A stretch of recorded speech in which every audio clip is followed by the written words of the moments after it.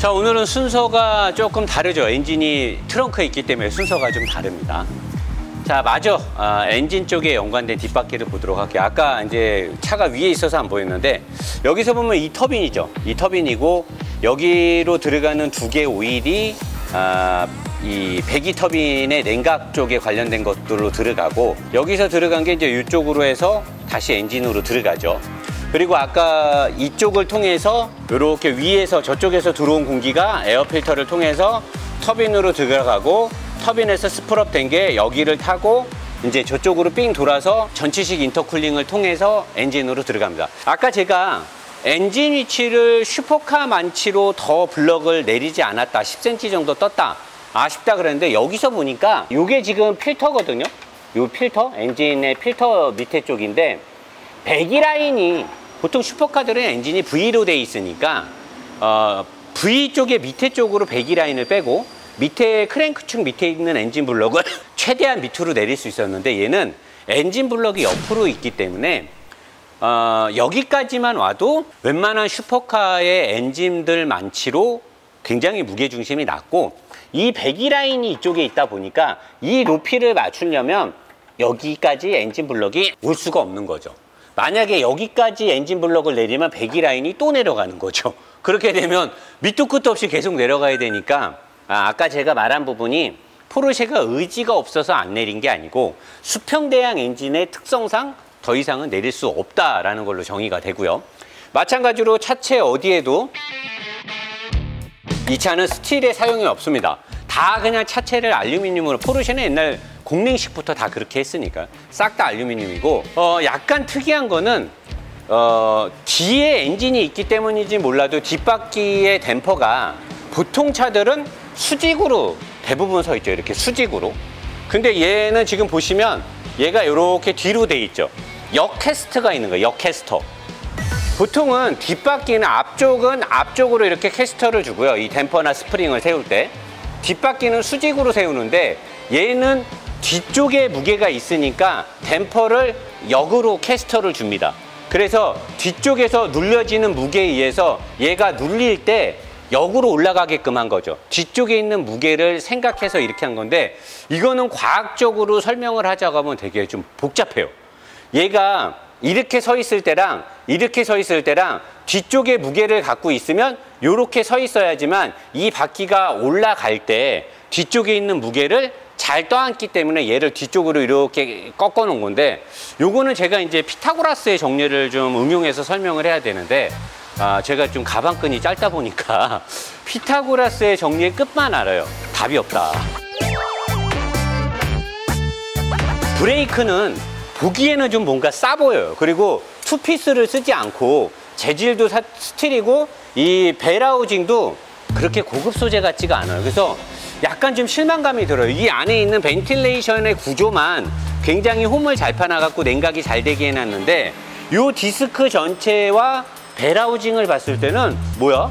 포르쉐인데 벌써 막 녹두스럽고 별로 안 좋은 것 같아? 저도 그렇게 보여요. 근데 되게 독특한 건 서킷을 달려보면 벤츠고 BMW고 똑같이 달리면 걔네들은 브레이크 디스크에 변형이 와요. 이 평범한 차를 갖고 서킷을 타면. 근데 포르쉐는 이렇게 싸구려 같이 생겼는데 디스크에 변형이 안 와요. 그러니까 얘네가 생긴 건 개떡같이 생기고 구닥다리 같은데 소재가 되게 좋다라는 거죠. 근데 지금 좀 실망이 드는 게 이 센터락에 이 볼트가 풀리면 안 되기 때문에 보통은 여기다 홈을 파서 철사 같은 거나 뭘 넣어가지고 얘가 안 풀리게 하는데 얘는 그게 없어요.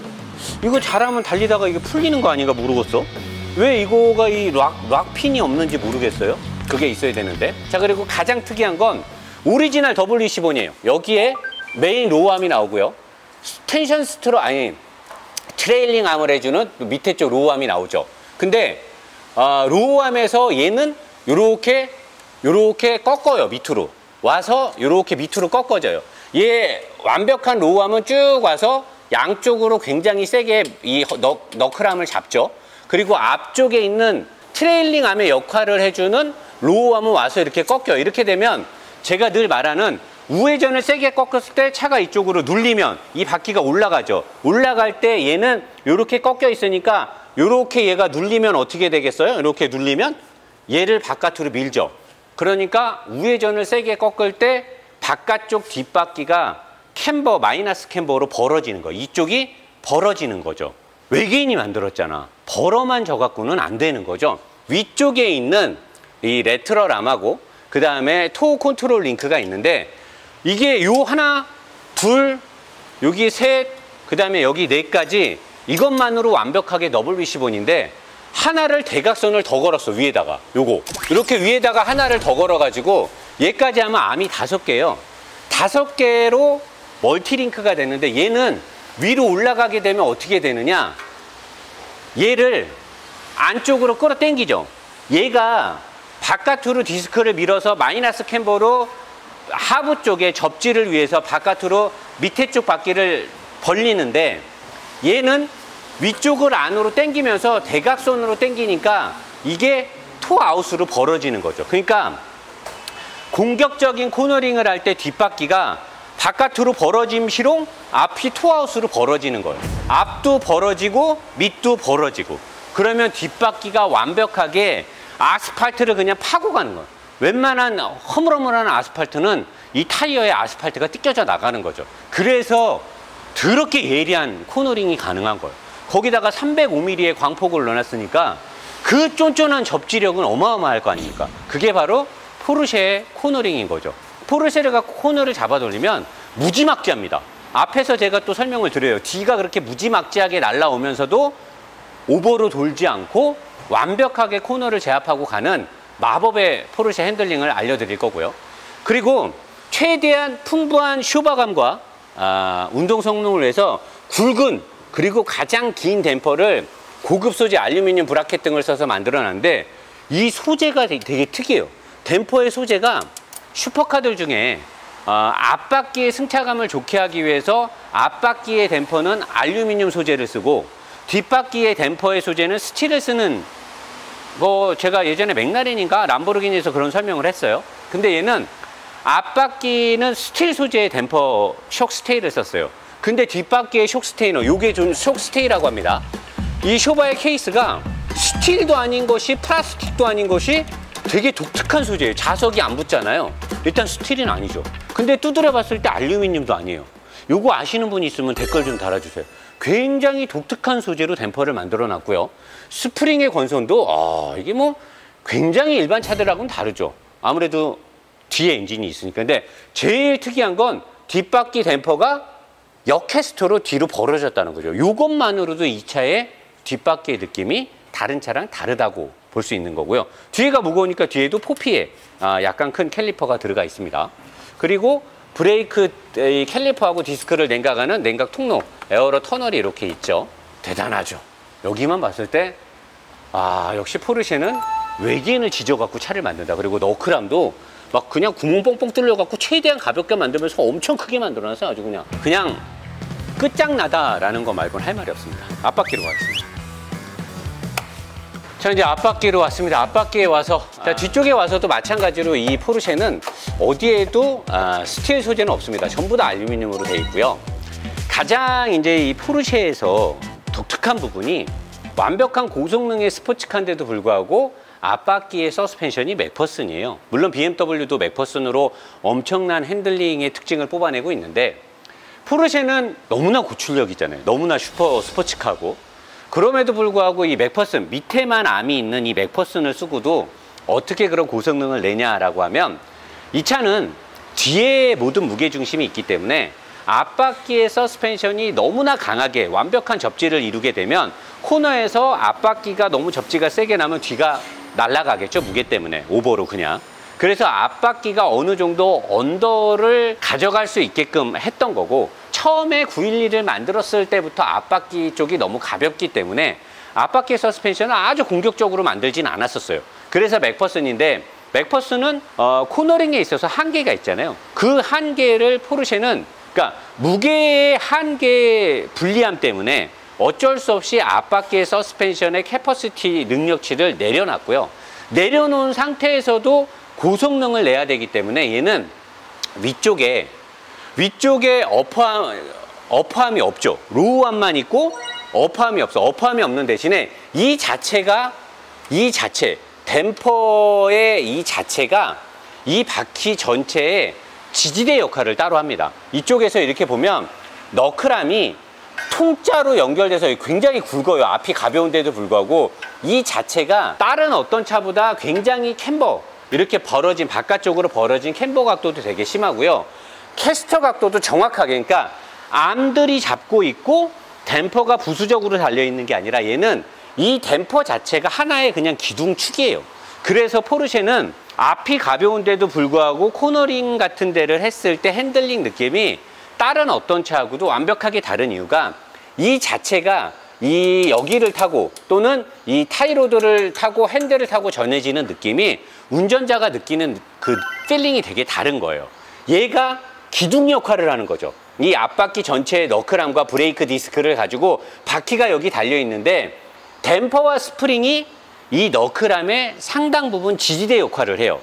그래서 여기를 타고 차체를 통해서 운전자가 느끼는 필링하고 이 타이로드 핸들을 돌렸을 때 이 전자식 스티어링이 들어가 있는데 지금 포르쉐들은 뭐 처음에 991 나왔을 때부터 전자식 스티어링의 이질감을 말하는 이 차를 시승하는 분들 중에 간혹 몇몇 분들은 전자식 스티어링에 대한 이질감을 얘기를 해요. 그거는 그냥 실질적으로 느껴져서 말하는 건 아닐 확률이 되게 높습니다. 왜? 이 차는 전자식 스티어링의 이질감을 느끼기가 되게 어려워요. 왜? 그걸 느끼기에는 얘가 너무나 많은 역할을 하기 때문에 신형 포르쉐를 타고 야, 이 포르쉐는 말이야 전자식 스티어링이 들어가서 옛날 포르쉐 핸들링 느낌이 안 나. 그럼 말이 안 돼요. 그거랑 전혀 상관이 없습니다. 이 자체로 포르쉐만의 그 느낌이 나는 거고, 가장 독특한 건 여기에 있는 이 스티어링 암, 메인 그 로우 암이자 스티어링 암이 이쪽에서 그 롤케이크 방식으로 잡아요. 이쪽에 롤케이크 방식으로, 여기서 보면 보이겠죠. 여기에 와서 이 하나 너클암을 잡는 게 이거 하나예요. 이 앞에서 오는 텐션 스트럿이 굉장히 독특하게, 보통 차들은 여기에 텐션 스트럿을 이렇게 수평으로 눕히질 않죠. 여기 보시면 얘가 눕혀져 있잖아요. 보통은 이게 세워져 있어요. 90도로.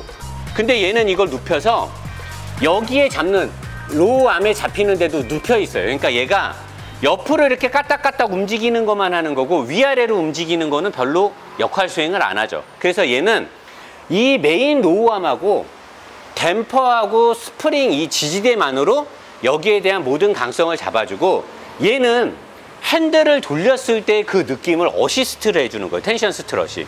그래서 다른 차들은 텐션 스트럿과 로우암이 같이 어떤 역할 수행을 같이 하는데 포르쉐는 로우암, 스티어링암 하나하고 댐퍼와 스프링만 이 바퀴의 모든 것들을 잡아주고 얘는 회전에 대한 걸 잡아요. 그러니까 포르쉐 911을 탔을 때 또는 박스터를 탔을 때 다른 차들하고 스티어링 느낌이 너무나 다른 이유가 얘 때문에 그러는 거예요. 텐션 스트럿이 하는 역할이 아예 다르기 때문에.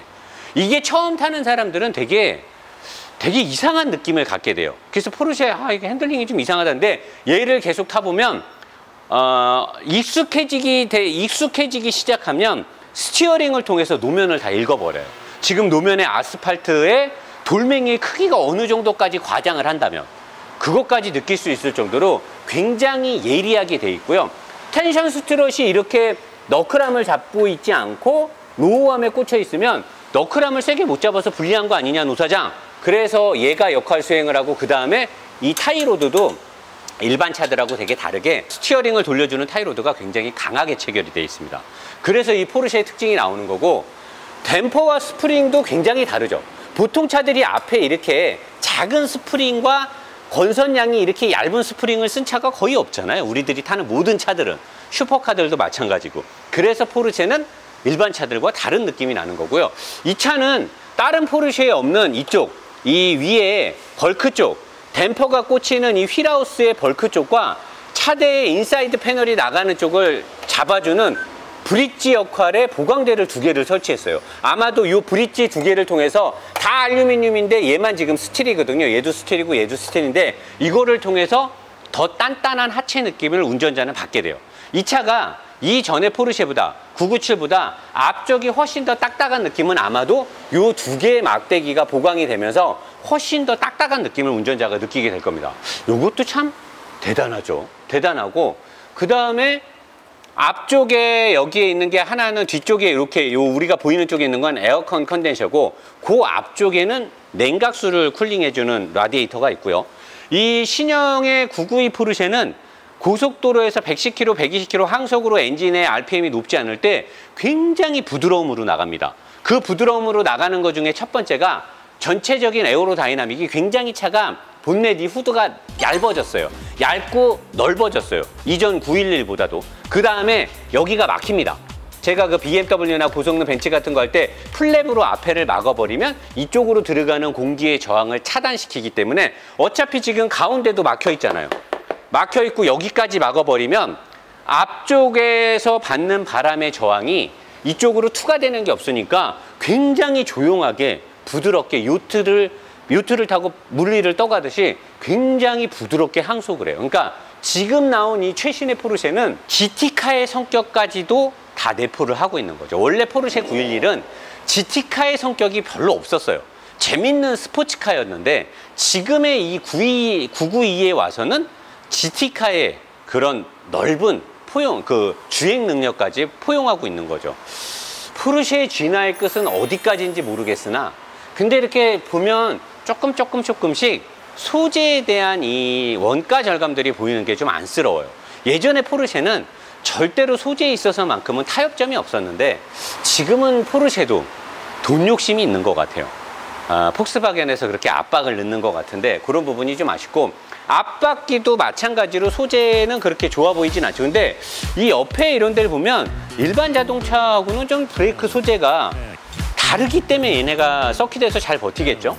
그리고 이 두께 T도 굉장히 두껍죠. 그리고 브레이크는 이전 포르쉐나 뭐 997에 비해서 굉장히 커졌는데 사실 뭐 이 피스톤이 커진 것 같지는 않고요. 다른 포르쉐들은 요 위에 요 형상이 없었던 거죠. 여기까지만 이렇게 있었던 거고 요 위에 형상이 생겨서 브레이크가 굉장히 고성능처럼 보이는데 안에 패드를 보면 이전 포르쉐랑 브레이크 성능은 그렇게 크게 차이가 날 것 같지는 않습니다. 그리고 한 가지 지금 제가 풀지 못한 숙제가 있는데 앞바퀴에만 이 적외선 비슷한 센서가 있어요. 이거 얘가 지금 이쪽에 달려 있거든요. 저쪽 바퀴에도 달려 있어요. 조수석에도 바퀴를 향해 있는데 도대체 이 센서가 하는 이유를 뭐를 감지하는지 모르겠어요. 왜냐하면 타각을 감지하기 위해서는 이 타이로드를 통해서 전자식 스티어링이니까 타각은 어차피 감지가 될 것이고 차고라든가 도크 벡터링을 하기 위해서 차의 기울어짐이나 각 네 바퀴에 뭐 스피드 센서 이렇게 각 네 바퀴에 다 스피드 센서 다 들어가 있고요. 휠의 스피드 센서, 각 바퀴의 눌림 각도, 댐퍼의 눌림 각도를 측정하는 레벨링 센서도 네 바퀴에 다 달려 있어요. 그러면 높이와 타각과 스피드 센서가 다 달려 있는데 도대체 얘는 뭐를 감지하느냐 이거죠. 이게 뭔지 모르겠어요. 저쪽 바퀴랑 이쪽 바퀴에만 있고 뒷바퀴는 없거든요. 요거 아시는 분 있으면 댓글 좀 달아주시면 좋겠고요. 여기까지 봤을 때 뭐 소재나 모든 것들을 봤을 때 역시 포르쉐는 포르쉐다 라고 말을 하는 거죠. 하체 우리기에서 제가 뭐 평가를 감히 할 수 없기 때문에 여기까지 좀 가볍게 하체 우리기를 하고 본편에서 진짜 이 포르쉐 992의 능력이 얼마나 나오는지 제가 한번 평가해 보도록 하겠습니다. 프락스 하겠습니다.